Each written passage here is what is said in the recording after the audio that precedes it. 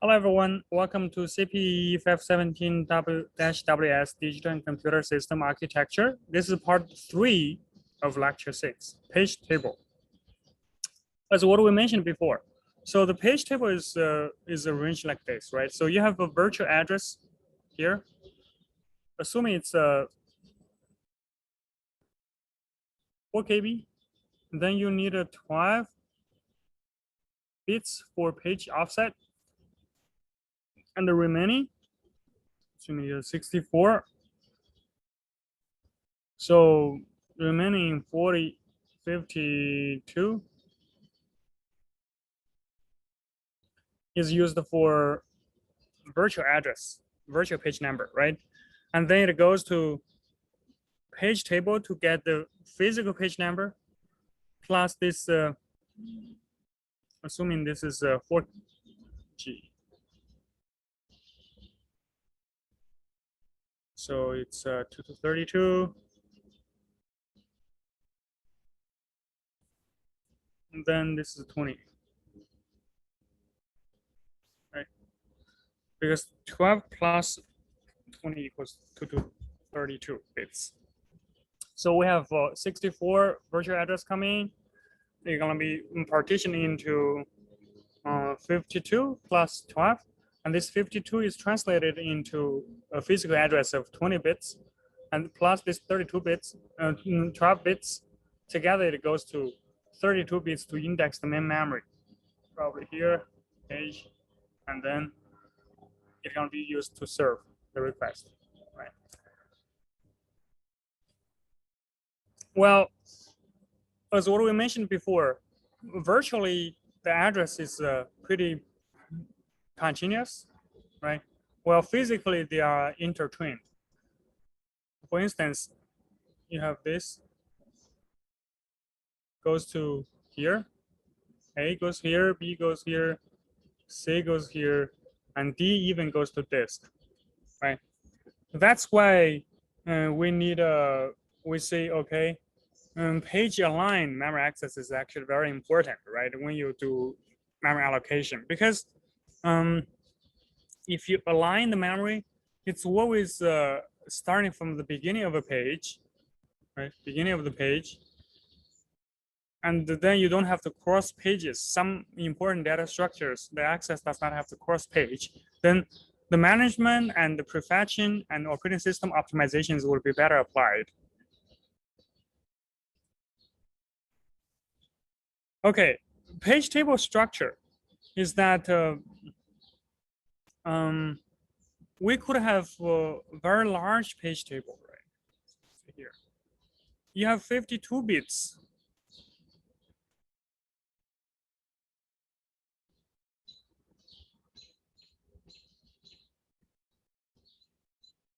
52 bits. That's 2 to 52 entries. That's a lot of space. See, this is the example here. Like 2 to 52 bits.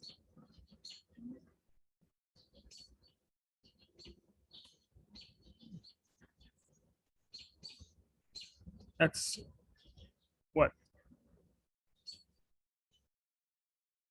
This many petabytes. It's even larger than 4G. It's much larger than 4 GB, right?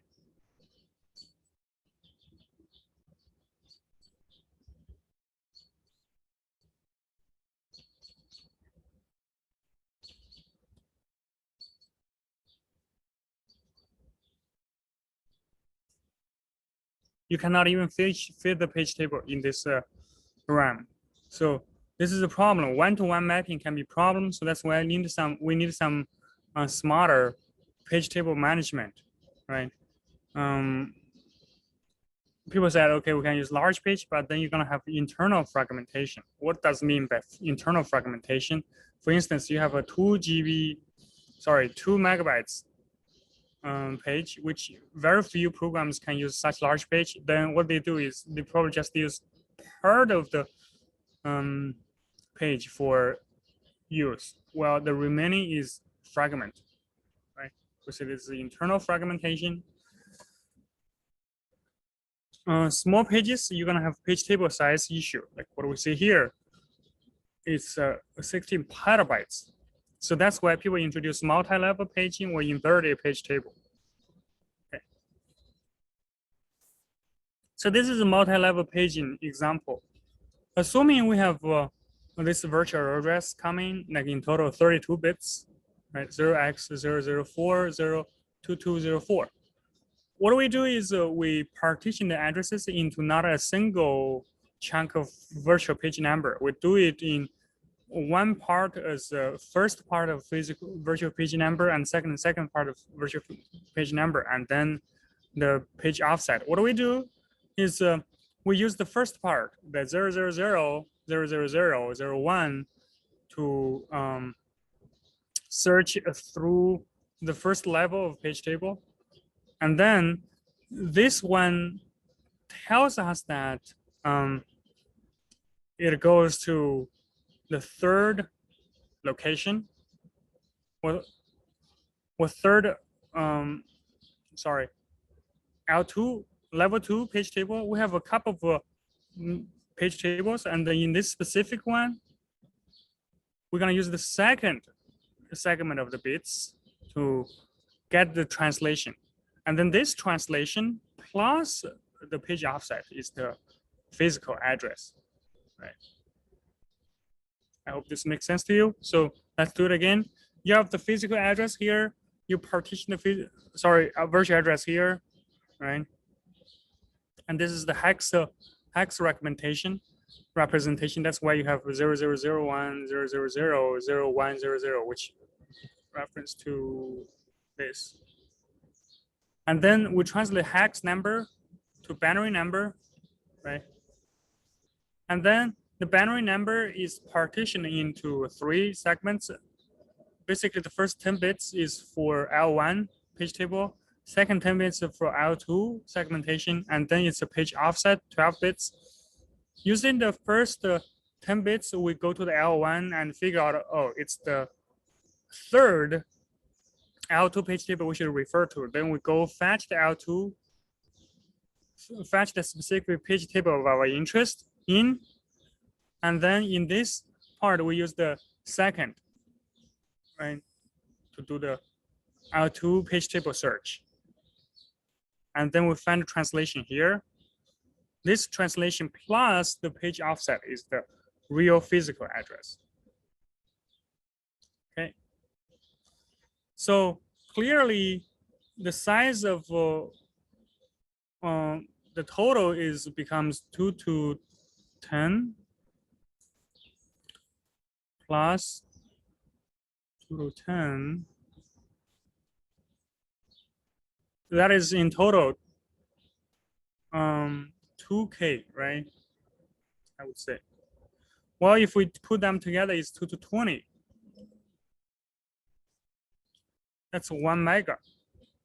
So the reduce is from 1 mega to 2K of the memory. Definitely, you're gonna have a lot of this L2, but you can store them in slow memory. Basically, what we do is we do partitioning, right? So we partition those L1 into a lot of page tables, and then we only have to load the L2 of interest, like the brown one here, to do the L2 translation. So that's why we reduce the memory space from 1 megabytes to 2K. And when it goes to bigger, it's definitely more saving, right? We can also use the inverted page table. Basically, what is inverted page table is that we use the physical address as the index and the virtual address as the value, right?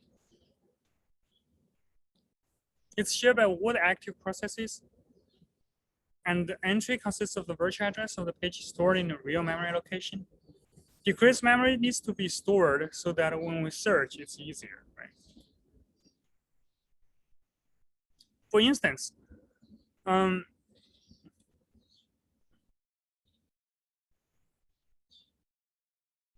then the total entry is the size of the physical address, right? The size of physical address. And then when we have a virtual address come in, what we do is we have to do linear search, right? Compare and say, oh, this is the one, the value matches. And then, oh, then we know the physical ID is 8. And then we use this one plus this offset to formulate the physical address. Well, linearly search it through the entire page table can be time consuming. Okay, so we know that using linear inverted page table could be a problem because your table would be huge, page table would be huge. In that sense, we introduce hashed inverted page table. Basically, we use a hash function to limit the search to a smaller number of page table entries. How do we do that? Once we have the virtual page number come in, we do the hash. Sometimes we introduce the process ID. So this is for some virtual indexing problem, which we shouldn't consider here. But the thing is, like, we should not be bothered here. So the things like this, we do something as input using hashing. Hashing gonna tell us the index, for example, is 2. Then we're gonna get a physical page ID, and then this virtual page number is chain of this physical page ID because could be more than one virtual address mapped to the same physical address, right? So what we do is we handle a collision. This is called a hash collision. There are 2 ways of handling hash collision. One is chaining. Basically, you use a linked list, like first virtual address, second virtual address, third virtual address, fourth virtual address that maps to the same physical address. Or we can do linear probing. So basically, every hash entry has a single entry, and then once this entry is what occupied, then we linearly search across and find the next empty space to store. Clearly, chaining takes more space, but it's easier is faster. Well, in this page table-based case, we definitely want it to be fast. So chaining is the adopted method for this hashed inverted page table. Okay, so why don't we use like 10 minutes to discuss under what cases would each of the following page table excel, like a typical page table without any inverted or multi-level or hashing anything, just the typical page table, and multi-level page table, inverted page table, hashed inverted page table. See, which under what scenarios, like in embedded system with very few memory, which one would be better? With a huge page, which one would be better? Can you guys use 10 minutes to have this discussion on Canvas? Thank you.